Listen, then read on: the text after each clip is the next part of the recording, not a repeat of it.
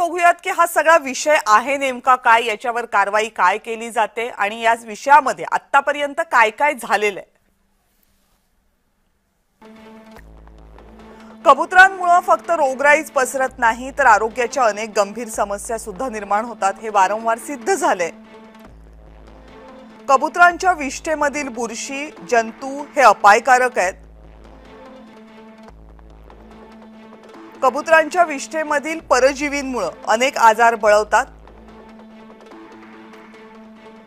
हिस्टोप्लाझ्मोसिस हा एक श्वसनाचा आजार आहे जो प्रामुख्याने कबुतरांमुळे पसरतो। बुरशीजन्य आजार हे कबुतरांच्या विष्ठेमधून पसरतात। ही बुरशी हवेमध्ये मिसळते आणि मग श्वसनावाटे माणसाच्या शरीरामध्ये जाते। जी लक्षणे या आजारामुळे होतात त्याच्यामध्ये ताप, खोकला, थकवा, डोकेदुखी, छातीमध्ये वेदना हेही जाणवतं।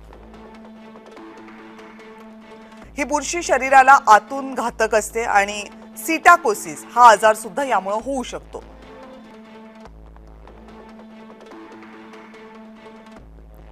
सिटाकोसिस हा आजार होतो आणि त्यामुळे अनेकांच्या आरोग्याच्या गंभीर समस्या उद्भवतात, ज्यामुळे न्यूमोनिया, स्नायूंचं दुखणं, थकवा, दमा या आजारामध्ये होऊ शकतं।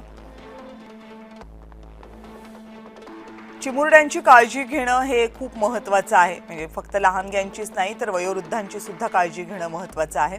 विधान परिषदेमध्ये यावर चर्चा झाली होती।